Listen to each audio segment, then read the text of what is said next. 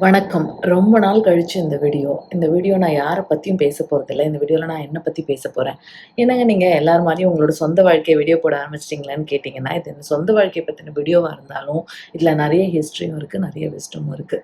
உடம்பு சரியில்லாம பெட்டத்த பார்த்து மல்லாந்து படுத்திருக்கிற வேளையில, வாழ்க்கையில நம்ம ரொம்ப முக்கியம்னு நெனச்ச எல்லா விஷயங்களும் எவ்வளோ சின்ன விஷயம். நோயற்ற வாழ்வு தான் குறைவற்ற செல்வம்னு நம்ம புரிஞ்சுக்கிற அந்த தருணத்துல, நமக்கு நெறைய விஷயங்கள் தோணும். அந்த தோணின எல்லா விஷயத்தோட தொகுப்பு தான் இந்த வீடியோ. "நோய் நாடி நோய் முதல் நாடி அது தணிக்கும் வாய் நாடி வாய்ப்பச் செயல்." இந்த குறள் ஞாபகம் இருக்கா? ஒரு நோய் என்னன்னு கண்டுபிடிச்சு, அது எதனால வந்ததுன்னு கண்டுபிடிச்சு, அது எப்படி தணிக்கிறதுன்னு கண்டுபிடிச்சு, நம்ம உடம்புக்கு ஏத்த மாரி மாடிஃபை பண்ணி சரி பண்ணிக்கிறது தான் ஒரு வியாதிய குணமாக்கறதுக்கு சரியான வழின்னு வள்ளுவர் சொல்றாரு. எவ்வளோ பெரிய ஞானம்! ஆங்கில மருத்துவத்துல நெறைய வியாதிகளுக்கு மருந்து கிடையாதுங்க. ஸ்பாண்டிலைசிஸ்க்கு மருந்து கிடையாது. வெர்டிகோக்கு மருந்து கிடையாது. மைக்ரேனுக்கு மருந்து கிடையாது. உங்க ஓவரியில ஏதோ ஒரு சிஸ்ட் வந்ததுன்னா, அதுக்கு மருந்து கிடையாது. இப்படி பல வியாதிகளுக்கு வந்து சிம்ப்டம்ஸ மட்டும் தான் ட்ரீட் பண்றதுக்கு ஆங்கில வைத்தியம் வந்து நமக்கு வழிவகுக்குது.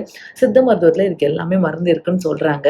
நான் இன்னும் முயற்சி பண்ணி பார்க்கல. ஆனா நம்ம வாழ்வியல் முறையும், இயற்கையோட நம்ம வந்து தொடர்புல இருக்கிறதும் தான் பல வியாதிகள் வராம இருக்கிறதுக்கு மிகப்பெரிய ஒரு இயற்கையான வழின்றது வந்து இப்ப கொஞ்சம் கொஞ்சமா நமக்கு புரிய ஆரம்பிச்சிருக்கு. எப்ப பார்த்தாலும் என்னடி புஸ்தகம்? சாப்பிடும்போது குனிஞ்சு புஸ்தகத்த படிக்காத. நேரா உட்காந்து சாப்பிடு. பேசாம சாப்பிடு. வாரத்துல ஒரு நாள் எண்ணெய் தேய்ச்சு குளி. மஞ்சள் போட்டு குளி. இப்படியெல்லாம் சொன்ன எங்க அம்மா எனக்கு பழமவாதியா தெரிஞ்சாங்க. என்னைக்கு வெள்ளைக்காரன் நம்ம ஊர் வேப்பிலைக்கும், மஞ்சளுக்கும் பேட்டன் போட ட்ரை பண்ணானோ, அப்பதான் எனக்கு தெரிஞ்சது எவ்வளோ பெரிய மாபெரும் பொக்கிஷங்கள் இதெல்லாம் நம்ம நாட்டை சேர்ந்த விலை மதிப்பில்லாத பொக்கிஷங்கள்னு புரிஞ்சுது. 30 வயதுக்கு மேற்பட்ட பெண்கள் இப்படிதான் நான் ஆரம்பிக்கணும்னு நெனச்சேன். ஆனா, கண்ண தெறந்து பார்த்தோம்னா, சின்ன குழந்தை 1 வயசு குழந்தை கூட எப்ப பாரு தலைய குனிஞ்சு அந்த ஃபோன் நோண்டிட்டே இருக்கு. இப்படியே நம்ம போனோம்னா, இயற்கையில தொடர்பு இல்லாம, இப்படியே நம்ம ஃபோன பார்த்து நோண்டிட்டே இருந்தோம்னா, நம்ம வந்து குடுக்க போற விலை ரொம்ப அதிகமானது. நம்மளால குடுக்க முடியாதது. ஃபோன கழுத்த நம்ம நேரா வச்சுக்காம குனிஞ்சு ஃபோனயே பார்த்துட்டு இருந்தோம்னா, இந்த கழுத்து எலும்பு வீங்கி அதுக்கப்புறம் நம்ம எந்த செயலையுமே வந்து நார்மலா செய்ய முடியாத நெலம வரும். அந்த வேலைய நம்மளால குடுக்கவே முடியாது. இயற்கையோட ஏதாவது ஒரு வகையில எல்லாருமே டச்ல இருக்க வேண்டிய நேரம் வந்துடுச்சு. குழந்தைங்கலாம் திருப்பி மண்ல தூக்கி போட வேண்டிய நேரம் வந்துடுச்சு. மண்ணுனாலே அலர்ஜி, பாக்டீரியா, இன்ஃபெக்ஷன் இப்படியெல்லாம் சொல்லி சொல்லி இயற்கையிலேருந்து நம்ம தள்ளி போக போக, அ இயற்கை நம்ம கிட்ட வரும்போது, நம்மளால வந்து அவ கேட்கிற விலைய நம்மளால குடுக்க முடியாம போகுமோன்னு எனக்கு தோணுது. தயவு செஞ்சு எல்லாரும் ஏதாவது ஒரு ஆக்டிவிட்டி கண்டுபிடிங்க. வாரத்துக்கு ஒரு தடவ ஒரு தோட்ட வேலையோ செய்யுங்க. இல்ல ஒரு மலைய கொஞ்சம் ஏறி போங்க. ஏதாவது ஒரு இயற்கையோட சம்மந்தப்பட்ட வேலையில நம்ம இருக்கணும். உங்களோட உங்களோட நேச்சர் ஆஃப் ஜாப் எப்படி இருந்தாலும், கண்டிப்பா இயற்கையோட நம்ம தொடர்புல மறுபடியும் போக வேண்டிய நேரம் வந்துருச்சு. நம்ம முன்னோர்கள் வந்து எப்படி வாழ்ந்தாங்கன்னு நம்ம யோசிச்சு பார்த்து, அதுக்கு ஏத்தபடி நம்ம வாழ்க்கைய கொஞ்சமாவது அலைன் பண்ணிக்க வேண்டிய நேரம் நமக்கு வந்துருச்சுன்னு தான் நான் சொல்லுவேன். சாப்பாடு விஷயத்துல நம்ம முன்னோர்களோட ஞானத்தெல்லாம் மறந்து நம்ம எவ்வளோ பெரிய தப்பு பண்றோம்னு எப்பயாவது யோசிச்சிருக்கீங்களா? கண்டதெல்லாம் சாப்பிடுறது, லேட் நைட்ல சாப்பிடுறது, அ 6 மணிக்கு அப்புறம் அ விளக்கு இருட்டி போனதுக்கப்புறம் சாப்பிடக்கூடாதுன்னு என் காதுல விழுந்திருக்கு. விளக்கு இருட்டுல சாப்பிடக்கூடாது. முன்னாடியே சாப்பிட்டுட்டு நம்ம தூங்கிடணும். இப்பதான் நம்ம புரோட்டீன் இன்டேக்ன்னு சொல்லி என்னென்னவோ சப்ளிமெண்ட்ஸ் எடுக்கிறோம். என்னென்னவோ வந்து ஆர்டிஃபிஷியலா நம்ம அதுக்கான புரோட்டீன் பவுடர் எடுக்கிறோம். என்னென்னவோ எடுக்கிறோம். முன்னோர்கள் வந்து அ அவங்க இருக்கிறத சாப்பிட்டுட்டு சந்தோஷமா இருந்தாங்க. ஹெல்தியா இருந்தாங்க. ரொம்ப வருஷம் வாழ்ந்தாங்க. நம்ம வாழ்க்கையோட நம்ம என்ன பண்ணிட்டு இருக்கோம்? அ வாரத்துல என்னைக்காவது ஒரு நாள் இட்லி சாப்பிட்டது போயி, என்னைக்காவது ஒரு நாள் மாம்சம் சாப்பிட்டது போயி, தினம் இட்லி, தோசை, அம் தினம் வந்து சிக்கன் கறி சாப்பிட்டு சாப்பிட்டு நம்ம உடம்ப நம்ம என்ன பண்ணி வச்சிருக்கோம்னு நம்ம ரீதிங்க் பண்ண வேண்டிய நேரம் வந்துடுச்சு. பழைய உணவு முறைக்கு நம்ம வந்து மாற வேண்டிய காலம் வந்துருச்சு. அம் சோளம், கம்பு, தெனை, வரகு இது எல்லாத்தையும் மறந்துட்டு, எப்ப பார்த்தாலும் வெள்ளை அரிசி, வெள்ளை சர்க்கரை நம்ம சாப்பிட்டுட்டே இருக்கோம். அதையும் நம்ம ரீதிங்க் பண்ண வேண்டிய நேரம் வந்துருச்சு. High time that we rethink about it.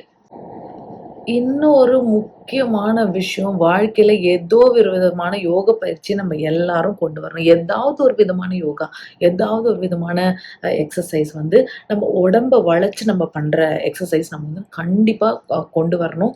நம்ம மனச வந்து அது வந்து மென்மையா வச்சுக்கிறதுக்கும், நம்ம உடம்ப வந்து மென்மையா வச்சுக்கிறதுக்கும் ரொம்ப ரொம்ப பயன்படும். ஏதோ ஒரு விதமான யோகா வாழ்க்கையில ரொம்ப ரொம்ப முக்கியங்க. ஒரு 5 நிமிஷமான மெடிடேஷன். எந்த சாமிய கும்பிடுறீங்களோ, அந்த சாமிய நெனச்சு ஒரு 5 நிமிஷம். உங்களுக்கு கடவுள் நம்பிக்கையே இல்லையா? இந்த யுனிவர்ஸ நெனச்சு ஒரு 5 நிமிஷமாவது நமக்கான அந்த 5 நிமிஷம் கண்ண மூடி உட்கார வேண்டிய 5 நிமிஷமும், ரொம்ப ரொம்ப முக்கியமானது. அத வந்து நம்ப இனிமே வந்து அவாய்ட் பண்ணவே முடியாது. அந்த மாரி இயற்கை நம்மள நெருக்குதுங்க. அதுக்கான டைமும் நமக்கு வந்துருச்சு. மாசத்துல 1 நாள் நம்ம உணவு அருந்தாம இருக்கிறது, நம்ம முன்னோர்களுடைய மரபு. அதையும் நம்ம வந்து திரும்ப கொண்டு வரணும். இப்ப நம்மகிட்ட வசதி இருக்கு, நமக்கு Swiggy இருக்கு, நம்மகிட்ட பணம் இருக்குன்றதுக்காக, எப்ப பார்த்தாலும் நம்ம வந்து அதிகமா சாப்பிட்டுட்டே இருக்கோம்னு கூட எனக்கு தோணுது. இதையும் நம்ம வந்து ரீதிங்க் பண்ண வேண்டிய நேரம்.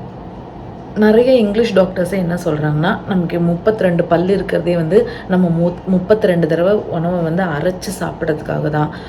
அப்ப அப்போ நம்ம கான்ஷியஸா ஒரு வாய போட்டு அத 32 தடவ மென்னு நம்ம சாப்பிட்டோம்னா, உணவு வந்து வாயிலேயே பாதி ஜீரணம் ஆயிடும். அதுக்கப்புறம் டயபெட்டிஸ்ன்ற பேச்சுக்கே இடம் இல்ல. நம்ம ரொம்ப கம்மியாவும் சாப்பிடுவோம். இது எதுவும் இல்லாம நம்ம டேஸ்டியா சமைச்சு வேக வேகமா அத சாப்பிட்டு, அது வேக வேகமா டைஜஸ்ட் பண்ணி நமக்கு இன்சுலின் ரெசிஸ்டன்ஸ் வந்து சுகர் வந்து நம்ம முன்னோர்கள் சொன்னத நொறுங்க தின்றால் 100 வயது. இதெல்லாம் நமக்கு ஏற்கனவே சொல்லி வச்சிருக்காங்க. நம்ம அது வெறும் ஃபாலோ பண்ணா மட்டும் போதும். நமக்கு எந்த வியாதியும் வராது. சுகருங்கிறதே நம்ம 6 மணிக்கு அப்புறம் சாப்பிடலன்னா வராதுன்னு இங்கிலீஷ் டாக்டர்ஸே சொல்றாங்க. நல்லா அரைச்சு சாப்பிட்டாலும் வராதுன்னு இங்கிலீஷ் டாக்டர் சொல்றாங்க. நம்ம உணவுல ஒரு வெரைட்டி, நம்ம வாழ்க்கையில ஒரு வெரைட்டி, இயற்கையோட தொடர்பு. இது இல்லாம போனா, நம்ம குடுக்க போற விலை மிகப்பெரியது. நம்மள விட்டுருங்க. அடுத்த தலைமுறை, குழந்தைங்க அவங்கள வந்து நம்ம இதுக்கு வந்து ஆளாக்கவே கூடாதுங்க. அவங்கள புரொடெக்ட் பண்ண வேண்டியது நம்ம கடமை. தயவு செஞ்சு ஏதாவது ஒரு வழி கண்டுபிடிச்சு, இந்த குழந்தைங்கள ஃபோன்லேருந்து நம்ம மீட்டு எடுக்க வேண்டிய நேரம்.